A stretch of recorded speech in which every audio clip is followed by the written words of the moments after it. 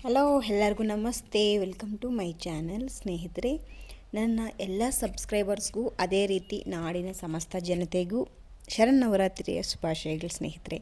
So Navratri ಅಂದಿದ ತಕ್ಷಣ ಮನೆಗೆ ಪ್ರತಿದಿನ ಹಬ್ಬದ ವಾತಾವರಣ, ಪೂಜೆ, ನೈವೇದ್ಯ, ದೇವಸ್ಥಾನಗಳ ತಿರುಗಾಟ ಇದ್ದೇ ಇರುತ್ತೆ. ಸೊ ಈ ಬ್ಯುಸಿ ಲೈಫಲ್ಲಿ ನಾನು ಎಲ್ಲ ಶೂಟ್ ಮಾಡಿ ಹಾಕೋಕ್ಕೆ ಆಗಲ್ಲ. ಸೊ ಸ್ನೇಹಿತರೆ, ನನಗೆ ಫ್ರೀ ಟೈಮಲ್ಲಿ ನಾನು ಶೂಟ್ ಮಾಡ್ಕೊಂಡಿರುವಂಥ ಕೆಲವೊಂದು ಕ್ಲಿಪ್ಗಳು ನಿಮ್ಮ ಜೊತೆ ನಾನು ಇವತ್ತು ಈ ಒಂದು ವಿಡಿಯೋದಲ್ಲಿ ಶೇರ್ ಮಾಡ್ತಾಯಿದ್ದೀನಿ. ನಿಮ್ಮೆಲ್ಲರಿಗೂ ನನ್ನ ವೀಡಿಯೋಸ್ ಇಷ್ಟ ಆಗಿದ್ದರೆ ಪ್ಲೀಸ್ ಚಾನಲ್ಗೆ ಸಬ್ಸ್ಕ್ರೈಬ್ ಮಾಡಿಕೊಂಡು ಲೈಕ್ ಮಾಡಿ, ಶೇರ್ ಮಾಡಿ.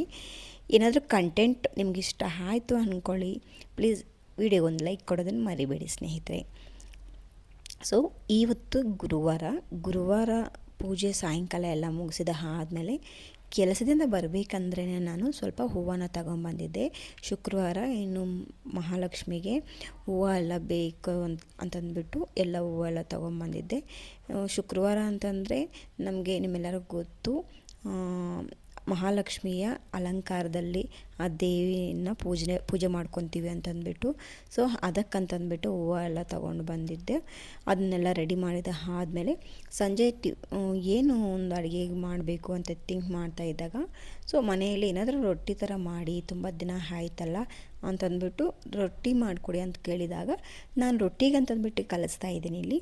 ಸೊ ನಾನು ಸುಮಾರು ರೊಟ್ಟಿ ವೆರೈಟೀಸ್ ಮಾಡ್ತೀನಿ ಸ್ನೇಹಿತರೆ. ಗೋಧಿ ಹಿಟ್ಟು ಮತ್ತು ಗೋಧಿ ಹಿಟ್ಟಿಗೆ ಸ್ವಲ್ಪ ರಾಗಿ ಹಸಿಟ್ಟನ್ನು ಬೆರಕೆ ಮಾಡ್ತೀನಿ. ಇಲ್ಲ ನಿಮ್ಗೆ ಗೊತ್ತೇ ಇದೆ, ಜೋಳದ ಹಿಟ್ಟರಲ್ಲಿ ರೊಟ್ಟಿ ಮಾಡೋದು. ಸೊ ಈ ರೀತಿ ಬೇರೆ ಬೇರೆ ಹಿಟ್ಟಲ್ಲೆಲ್ಲ ರೊಟ್ಟಿ ಮಾಡ್ತಿದ್ದೀನಿ. ಕಾಂಬಿನೇಷನಲ್ಲೆಲ್ಲ ಒಂದೇ ಹಿಟ್ಟನ್ನು ತೊಗೊಂಡು ಯಾವತ್ತೂ ನಾನು ರೊಟ್ಟಿ ಮಾಡಿಲ್ಲ. ಒಂದು ಗೋಧಿ ಹಿಟ್ಟಿಗೆ ರಾಗಿ ಹಿಟ್ಟು, ಇಲ್ಲ ಅಂತಂದರೆ ಸ್ವಲ್ಪ ಅಕ್ಕಿ ಹಿಟ್ಟು, ಈ ರೀತಿ ಸೇರಿಸ್ಬಿಟ್ಟು ಮಾಡಿದ್ದೀನಿ. ಬಟ್ ಫಸ್ಟ್ ಟೈಮ್ ನಾನು ಮಾಡ್ತಿರೋದು ಅಂತಂದರೆ ಗೋಧಿ ಹಿಟ್ಟಿಗೆ ಅಕ್ಕಿ ಹಿಟ್ಟನ್ನು ಸೇರಿಸ್ಬಿಟ್ಟು ಮಾಡ್ತಾಯಿರೋದು. ಸೊ ನನಗೆ ಚೆನ್ನಾಗಿ ಆಗುತ್ತಾ ಇಲ್ಲ ಅನ್ನೋ ಒಂದು ಫೀಲಿಂಗಲ್ಲೇ ಮಾಡಿದ್ದೀನಿ. ಸೊ ನಿಜನೇ ಆಯಿತು. ಏನಂತಂದರೆ ಅಕ್ಕಿ ಹಿಟ್ಟು ಸ್ವಲ್ಪ ಗೋಧಿ ಹಿಟ್ಟಿಗೆ ಬೆರಕೆ ಮಾಡಿದ್ರಿಂದ ಗೋಧಿ ಹಿಟ್ಟಿಗೆ ಅದು ಅಡ್ಜಸ್ಟ್ ಆಗಿಲ್ಲ. ಏನಂತಂದರೆ ರೊಟ್ಟಿ ಮಾಡಿದ ಮೇಲೆ ಸುಟ್ಟ ಮೇಲೆ ಸ್ವಲ್ಪ ತುಂಬ ಗಟ್ಟಿನೇ ಆಯ್ತದು.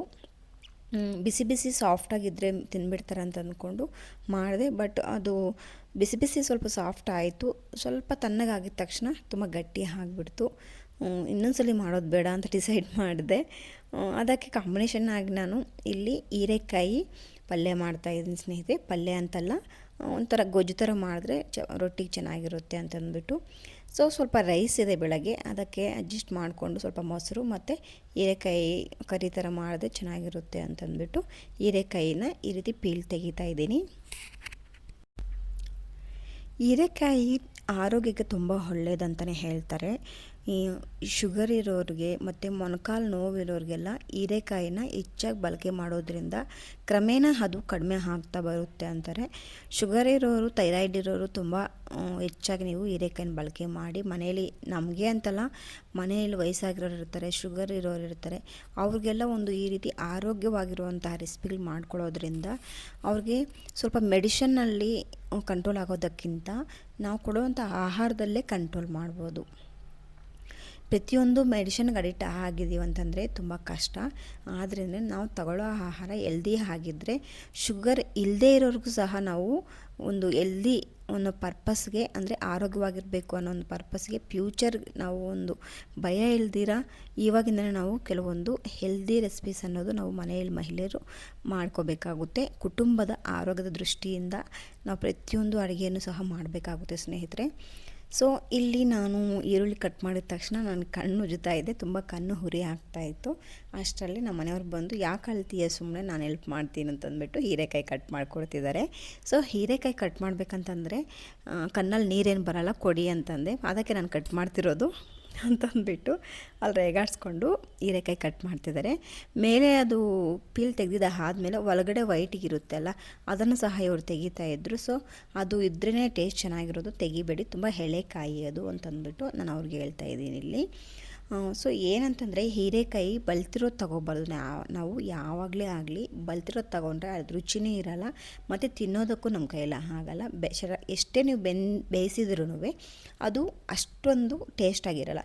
ಯಾವತ್ತೇ ಆಗಲಿ ಹೀರೆಕಾಯಿ ತೆಳ್ಳಗಿರೋದನ್ನೇ ತೊಗೋಬೇಕು. ಒಳಗಡೆ ಇರೋದನ್ನ ಬೀಜನಾಗಿರ್ಬೋದು ಏನೇ ತೆಗಿದಿರ ಈ ರೀತಿ ಪಲ್ಯಗಳು ಮಾಡ್ಕೊಂಡು ತುಂಬ ಹೆಲ್ದಿ. ಚಟ್ನಿಗಾದರೆ ನೀವು ಮೇಲೆ ಪೀಲ್ ತೆಗಿಬೋ ಅವಶ್ಯಕತೆ ಇಲ್ಲ, ಹಂಗೆ ಕಟ್ ಮಾಡಿಬಿಟ್ಟು ಚಟ್ನಿ ರುಬ್ಬಿದ್ರೆ ತುಂಬ ಟೇಸ್ಟಿಯಾಗಿರುತ್ತೆ ಹೀರೆಕಾಯಿ ಚಟ್ನಿ. ಸೊ ಹೀರೆಕಾಯಿ ಚಟ್ನಿನೂ ಮುಂದೆ ಫ್ಯೂಚರಲ್ಲಿ ನನ್ನ ವೀಡಿಯೋಸಲ್ಲಿ ನೋಡಿರೋ ಸ್ನೇಹಿತರೆ. ಸೊ ಈಗ ಎಲ್ಲ ಕಟ್ ಮಾಡ್ಕೊಂಡಿದ್ದೆ ಆಯಿತು.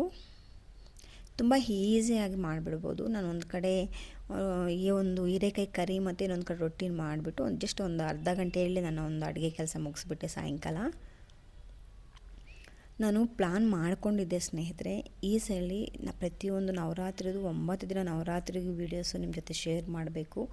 ಪೂಜೆ ನಾನು ಯಾವ ರೀತಿ ಮಾಡ್ತೀನಿ ಅಂತಂದ್ಬಿಟ್ಟು ನಮ್ಮ ಸಬ್ಸ್ಕ್ರೈಬರ್ಸ್ ತೋರಿಸ್ಬೇಕು ಅಂತಂದ್ಬಿಟ್ಟು. ಬಟ್ ಮಾಮೂಲಿ ಮನೆಯಲ್ಲಿ ಏನೋ ಒಂದು ಪ್ರಾಬ್ಲಮ್ ಇರ್ತಲ್ಲ, ಹೆಣ್ಮಕ್ಳು ಪ್ರಾಬ್ಲಮ್, ಸೊ ಎಲ್ಲರಿಗೂ ಗೊತ್ತೇ ಇರುತ್ತೆ. ಆದ್ದರಿಂದಲೇ ನಾನು ಈ ಸಲ ನಿಮಗೆ ಈ ವಿಡಿಯೋಸ್ ಶೇರ್ ಮಾಡೋಕ್ಕಾಗಲಿಲ್ಲ.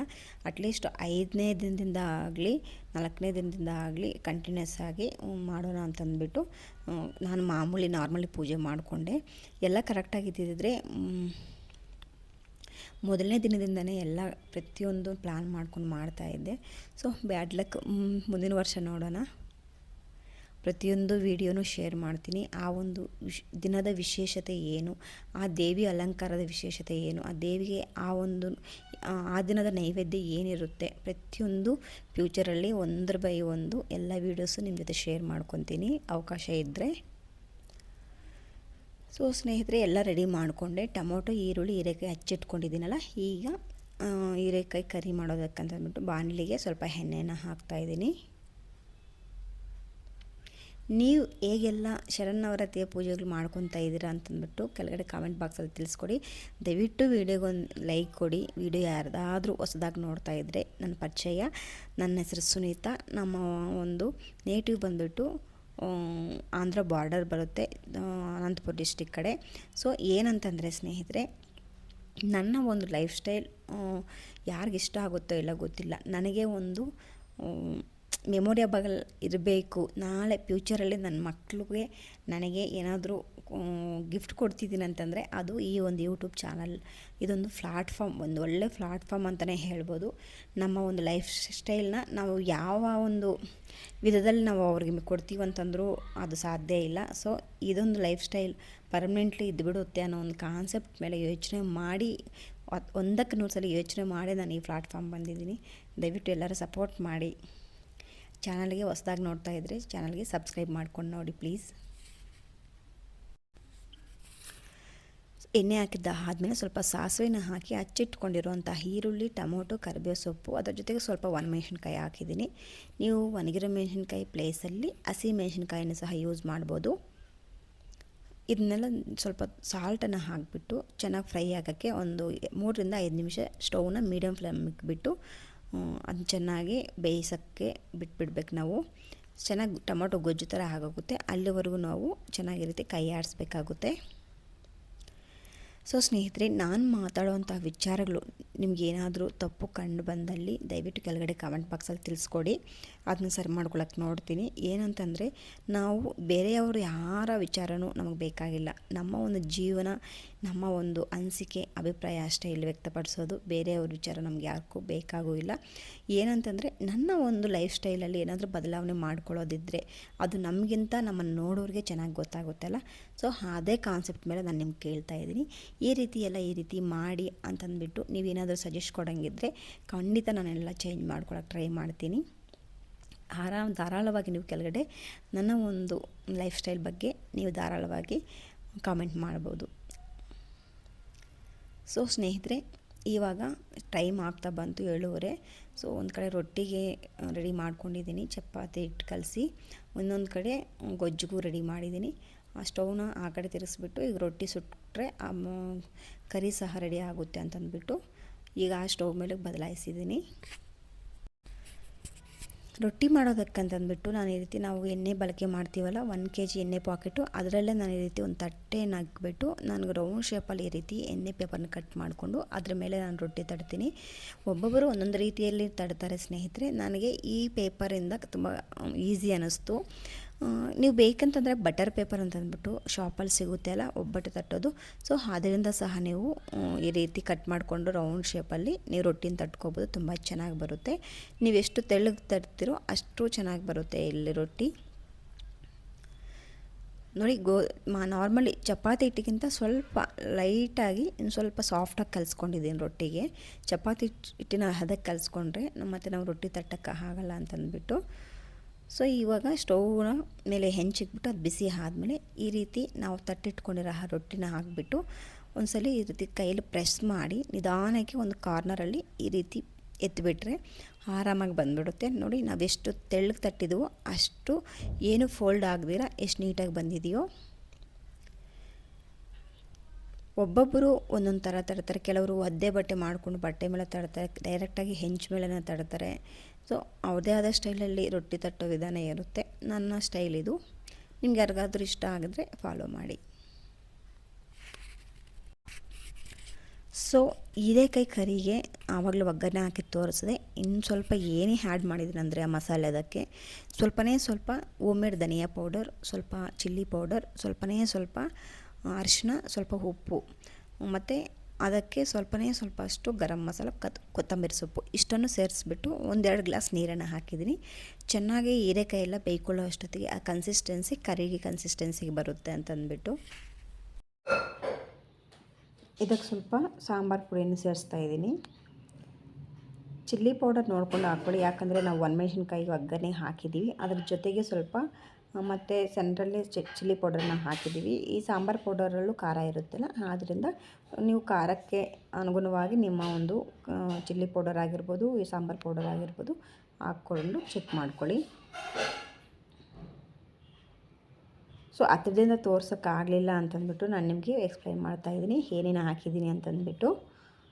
ಸೊ ಒಂದು ಕಡೆ ರೊಟ್ಟಿ ಆಗ್ತಿದೆ ನೋಡಿ ಸ್ನೇಹಿತರೆ, ಇನ್ನೊಂದು ಕಡೆ ಕರಿನೂ ರೆಡಿ ಆಗ್ತಾಯಿದೆ. ನಾವು ನೈಟ್ ಟೈಮು ಆದಷ್ಟು ಮುದ್ದೆಯನ್ನೇ ಮಾಡ್ಕೊಳ್ಳೋಕೆ ಟ್ರೈ ಮಾಡ್ತೀವಿ. ಯಾವಾಗಲೂ ಒಂದು ರೊಟ್ಟಿ ಟೈಮ್ ಇರುತ್ತೆ ಅಂತಂದ್ಬಿಟ್ಟು ರೊಟ್ಟಿ ಅಂತ ರೆಸಿಪಿಗಳು ಮಾಡೋಕ್ಕೆ ಟ್ರೈ ಮಾಡ್ತೀವಿ. ಯಾಕಂದರೆ ಬೆಳಗ್ಗೆ ಟೈಮು ಮಕ್ಳಿಗೆ ಬಾಕ್ಸು ನಾವು ಬ್ಯುಸಿಯಾಗಿ ಹೊರಡಬೇಕಾಗುತ್ತಲ್ಲ, ಸೊ ರೊಟ್ಟಿ ಆದರೆ ಲೇಟ್ ಆಗೋಗುತ್ತೆ ಅಂತಂದ್ಬಿಟ್ಟು ರೊಟ್ಟಿಗಳೇನಾದರೂ ತಿನ್ನಬೇಕು ಈ ರೀತಿ ರೆಸಿಪೀಸ್ ಅಂತಂದಾಗ ಜಾಸ್ತಿ ನೈಟ್ ಟೈಮು ನಾನು ಮಾಡ್ತೀನಿ. ನಾರ್ಮಲಿ ಮುದ್ದೆ ಮತ್ತು ಸಾಂಬಾರು ಜಾಸ್ತಿ ಇರುತ್ತೆ ನೈಟ್ ಟೈಮು. ಯಾವಾಗಲೂ ಒಂದು ಟೈಮ್ ಈ ರೀತಿ ರೊಟ್ಟಿ ರೆಸಿಪಿ ಮತ್ತು ಸ್ವಲ್ಪ ಟಿಫನ್ ಥರ ಟೈಮ್ ಆಗೋಗಿದೆ ಮತ್ತು ಮುದ್ದೆ ಮಾಡಿ ಸಾಂಬಾರು ಮಾಡೋಕ್ಕೆ ಟೈಮ್ ಇಲ್ಲ ಅಂತನ್ನೋ ಆ ಟೈಮಲ್ಲಿ ಮಾತ್ರ ಟಿಫನ್ ರೆಸಿಪೀಸ್ ಏನಾದರೂ ಮಾಡ್ತೀನಿ. ಬೇರೆ ನಾರ್ಮಲಿ ಮುದ್ದೆ ಸಾಂಬಾರಂತೂ ಪಕ್ಕ ಇದ್ದೇ ಇರುತ್ತೆ. ಸೊ ಸ್ನೇಹಿತರೆ, ನವರಾತ್ರಿಯಲ್ಲಿ ನಮ್ಮ ಮನೆಗಳಲ್ಲಿ ಪ್ರತಿನಿತ್ಯ ದೀಪಾರಾಧನೆ ಮಾಡ್ಕೊತೀವಿ, ಮನೆಯನ್ನು ಕ್ಲೀನಾಗಿ ಇಟ್ಕೊಳ್ಳೋಕೆ ನೋಡ್ತೀವಿ. ಸೊ ಅದ್ರ ಜೊತೆಗೆ ನನಗೆ ಗೊತ್ತಿರುವಂತಹ ಚಿಕ್ಕ ಮಾಹಿತಿ ನಿಮ್ಮ ಜೊತೆ ಶೇರ್ ಮಾಡ್ತೀನಿ. ಏನಂತಂದರೆ ನವರಾತ್ರಿ ಟೈಮಲ್ಲಿ 9 ದಿನದ್ದು ಇದು 9 ದಿನ ಏನು ನಾವು ಪೂಜೆಗಳನ್ನು ಮಾಡ್ಕೊತೀವಿ, ಅದರ ಜೊತೆಗೆ ದೇವರಿಗೆ ನೈವೇದ್ಯಗಳು ಸಹ ನಾವು ಒಂದೊಂದು ದಿನ ಒಂದೊಂದು ನೈವೇದ್ಯನ ಮಾಡಿರ್ತೀವಿ. ಅದೇ ರೀತಿ ಹೊಸ್ತಿಲು ಪೂಜೆ ಮಾಡೋದ್ರಿಂದ ಸಹ ನಮಗೆ ತುಂಬ ಒಂದು ಒಳ್ಳೆಯ ಲಾಭ ಸಿಗುತ್ತೆ ಮತ್ತು ಒಂದು ಒಳ್ಳೆಯ ಫಲ ಸಿಗುತ್ತೆ ಅಂತಂದ್ಬಿಟ್ಟು ಒಂದು ನಂಬಿಕೆ ಇದೆ. ಏನಂತಂದರೆ ಹೊಸ್ತಿಲು ಪೂಜೆ ಅನ್ನೋದು ಯಾಕೆ ಮಾಡ್ತಾರೆ ಅಂತಂದರೆ, ದೇವಿ ನವರಾತ್ರಿ ಟೈಮಲ್ಲಿ ದೇವಿ ಪ್ರತಿಯೊಬ್ಬರ ಮನೆಗೂ ಸಂಜೆ ಟೈಮ್ ಆಗಿರ್ಬೋದು, ಬೆಳಗಿನ ಟೈಮ್ ಆಗಲಿ ಬಂದು ಹೋಗ್ತಾಳೆ ಅನ್ನೋ ಒಂದು ನಂಬಿಕೆ ಇದೆ. ಆ ನಂಬಿಕೆಗೋಸ್ಕರ ಯಾವ ಟೈಮಲ್ಲಿ ದೇವಿ ಬರ್ತಾಳೋ ಅಂತಂದ್ಬಿಟ್ಟು ನಮ್ಗೆ ಗೊತ್ತಾಗಲ್ಲ. ಆದ್ದರಿಂದ ಸಾಯಂಕಾಲ ಬೆಳಗ್ಗೆ ಹೊಸ್ತಲನ್ನ ನೀಟಾಗಿ ತೊಳೆದು ಬೆಳಗ್ಗೆ ಸಾಯಂಕಾಲ ಹೊಸ್ತಲು ಪೂಜೆ ಮಾಡಬೇಕು, ಬಂದು ದೇವಿ ಆಶೀರ್ವಾದ ಮಾಡಿ ಹೋಗ್ತಾಳೆ ಅನ್ನೋ ಒಂದು ನಂಬಿಕೆಯಿಂದನೇ ಹೊಸ್ತಲು ಪೂಜೆಯನ್ನು ನವರಾತ್ರಿಯಲ್ಲಿ ಮಾಡ್ತಾರೆ ಅಂತಂದ್ಬಿಟ್ಟು ನಾನು ಕೇಳ್ಪಟ್ಟಿದ್ದೀನಿ. ಖಂಡಿತ ನೀವು ಬೆಳಗ್ಗೆ ಸಾಯಂಕಾಲನೂ ಹೊಸ್ತಲು ಪೂಜೆ ಮಾಡ್ಕೊಳ್ಳಿ. ಬೆಳಗ್ಗೆ ತೊಳೆದಿದ್ದು ಸಾಯಂಕಾಲ ಹಂಗೆ ಬಿಡಬೇಡಿ. ಸಾಯಂಕಾಲ ಒಂದು ಸ್ವಲ್ಪ ಒದ್ದೆ ಮಾಡಿ ಅರ್ಶಿನ ಕುಂಕುಮ ಹಚ್ಚಿ ಹೂವನ್ನಿಟ್ಬಿಟ್ಟು ಕಡ್ಡಿಯನ್ನು ಅಣಿಸಿ, ಇಲ್ಲ ನೀವು ಬೇರೆ ಏನಾದರೂ ತೆಂಗಿನಕಾಯಿ ಹೊಡ್ಕೊಂಡು ನೈವೇದ್ಯನ ಇಟ್ಕೊಳ್ಳೋಂಗಿದ್ರೆ ಅದನ್ನು ಸಹ ಮಾಡ್ಕೋಬೋದು. ತುಂಬ ಒಳ್ಳೆಯ ಸ್ನೇಹಿತರೆ. ಸಾಮಾನ್ಯವಾಗಿ ನಾನು ಸುಮಾರು ಕಡೆ ನೋಡಿರೋದು ಏನಂತಂದರೆ, ನಮ್ಮ ಕಡೆ ಮದುವೆ ಆಗದಿರೋಂಥ ಹೆಣ್ಮಕ್ಳು ಮನೆಗೆ ಏನಾದರೂ ಇದ್ದರೆ ಅವ್ರ ಕೈಯಲ್ಲಿ ಹೊಸ್ತಲು ಪೂಜೆಯನ್ನು ಮಾಡಿಸ್ತಾರೆ. ಯಾಕಂತಂದರೆ ಅವ್ರ ಫ್ಯೂಚರಲ್ಲಿ ಹೋಗುವಂಥ ಮನೆ ಚೆನ್ನಾಗಿ ಒಳ್ಳೆ ಮನೆ ಸಿಗುತ್ತೆ, ಒಳ್ಳೆ ವರ ಸಿಗ್ತಾನೆ, ಒಳ್ಳೆಯದಾಗುತ್ತೆ ಹೆಣ್ಮಕ್ಳಿಗೆ. ಏನಾದರೂ ದೋಷಗಳಿದ್ದರೆ ಹೊಸ್ತಿಲು ಪೂಜೆ ಮಾಡೋದ್ರಿಂದ ಎಲ್ಲ ತೊಳಗುತ್ತೆ ಅನ್ನೋ ಒಂದು ನಂಬಿಕೆಯಿಂದ ಮಾಡಿಸ್ತಾರೆ. ಆದ್ದರಿಂದನೇ ಈ ನವರಾತ್ರಿ ಟೈಮಲ್ಲಿ ಯಾರು ನೀವು ಮನೆಗಳಲ್ಲಿ ಪೂಜೆಯನ್ನು ಕಂಟಿನ್ಯೂ ಮಾಡ್ತಾಯಿದ್ರು ಅವರೆಲ್ಲ ಬೆಳಗ್ಗೆ ಸಾಯಂಕಾಲ ಹೊಸ್ತಿಲು ಪೂಜೆಯನ್ನು ಮಾಡಿಕೊಂಡು ಕಾಯನ್ನು ನೋಡಿಕೊಂಡು ನೈವೇದ್ಯನ ಇಟ್ಕೊಳ್ಳಿ ಸ್ನೇಹಿತರೆ. ಇದು ನನಗೆ ಗೊತ್ತಿರೋವಂಥ ಚಿಕ್ಕ ಮಾಹಿತಿ. ನಾವು ಇದೇ ರೀತಿ ಫಾಲೋ ಮಾಡ್ತೀವಿ.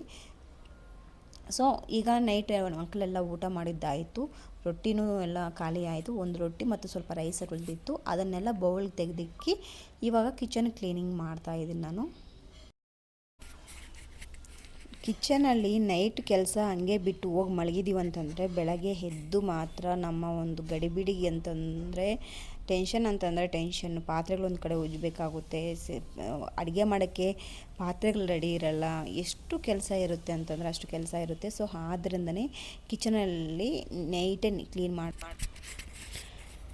ಇಲ್ಲಿ ಮಧ್ಯಾಹ್ನದ ಕ್ಲಿಪ್ ನಾನು ನಿಮ್ಮ ಜೊತೆ ಶೇರ್ ಮಾಡ್ತಾಯಿದ್ದೆ. ಮಧ್ಯಾಹ್ನ ಅಂದರೆ ಒಂದು 3:30-4 ಗಂಟೆಗೆ ಕಾಫಿ ರೆಡಿ ಮಾಡ್ಕೊತಾ ಇದ್ದೆ.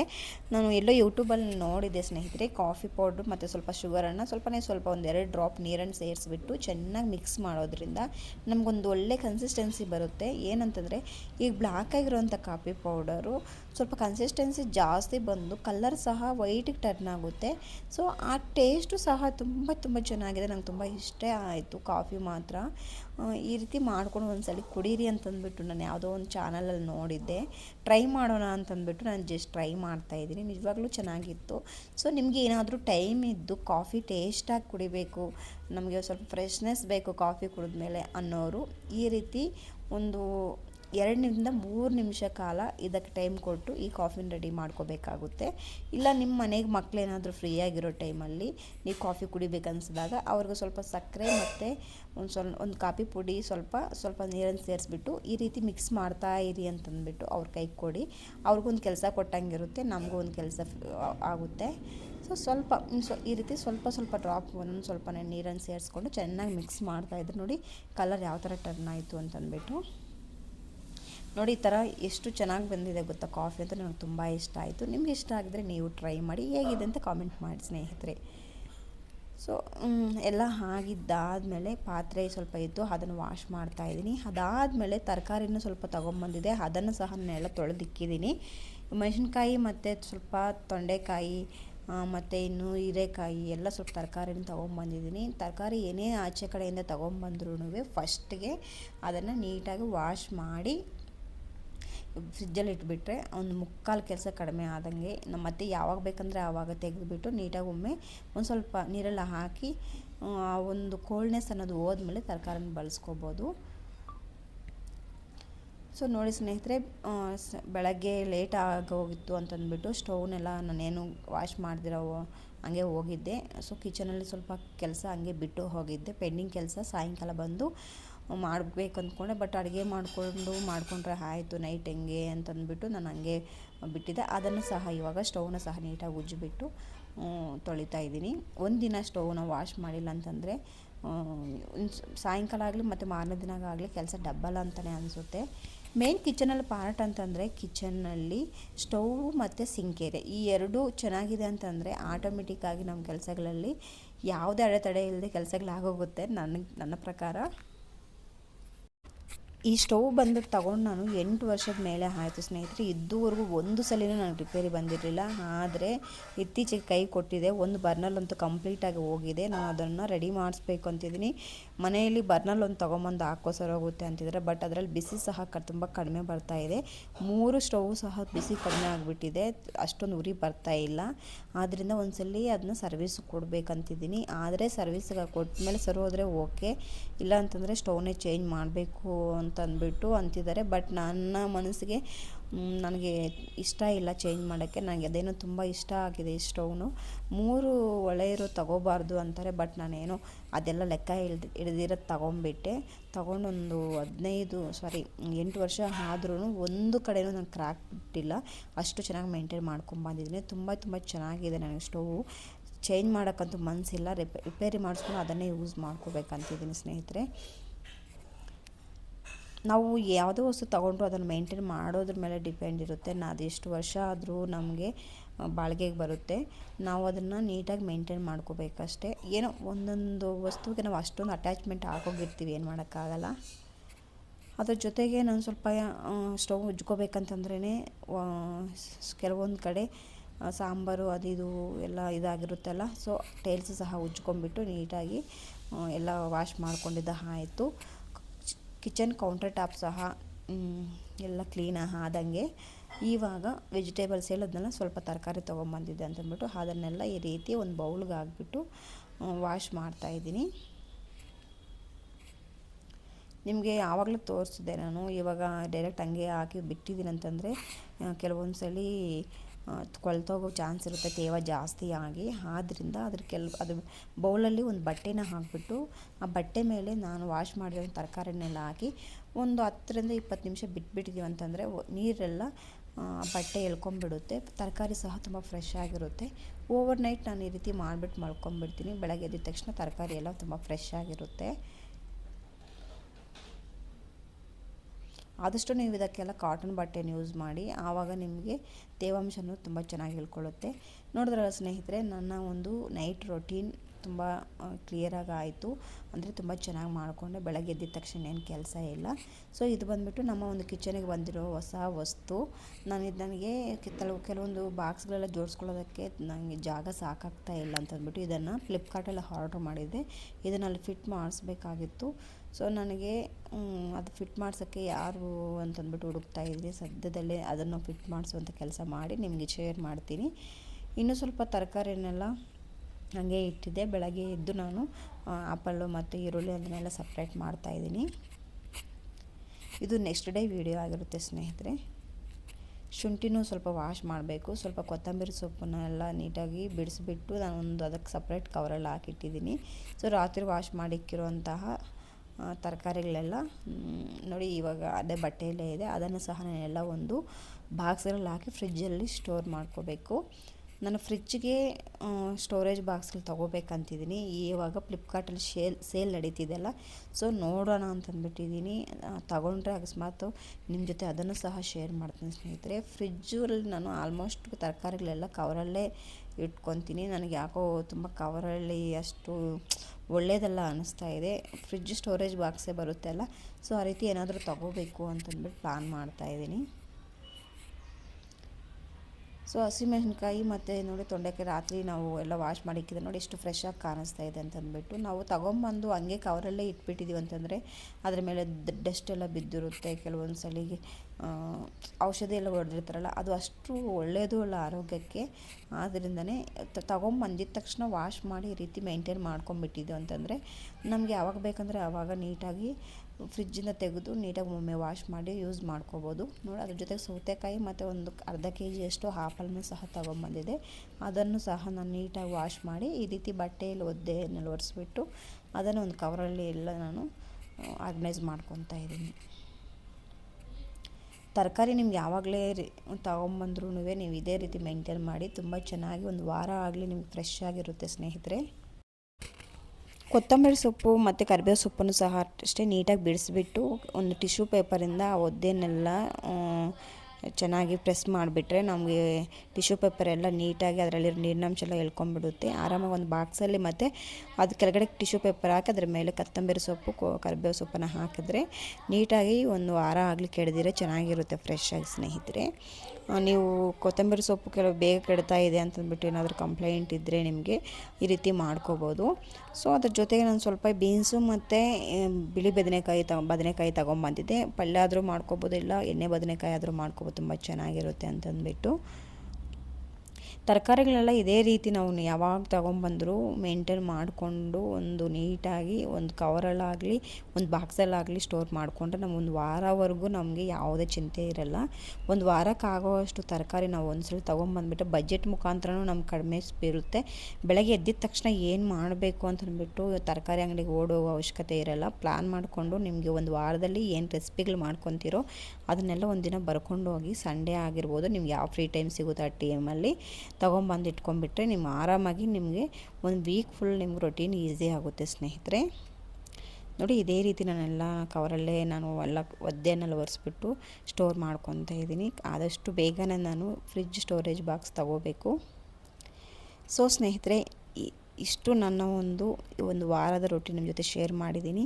ಪ್ಲೀಸ್ ಚಾನಲ್ ಸಬ್ಸ್ಕ್ರೈಬ್ ಮಾಡ್ಕೊಂಡು ನೋಡಿ. ಈ ವಿಡಿಯೋ ಏನಾದರೂ ನಿಮ್ಗೆ ಇಷ್ಟ ಆಗಿದರೆ ವಿಡಿಯೋ ಕೊನೆವರೆಗೂ ನೋಡಿ, ಒಂದು ಲೈಕ್ ಕೊಡೋದನ್ನು ಮರಿಬೇಡಿ. Thank you for watching. ಸಿಗೋಣ ಇನ್ನೊಂದು ಒಳ್ಳೆ ವಿಡಿಯೋ.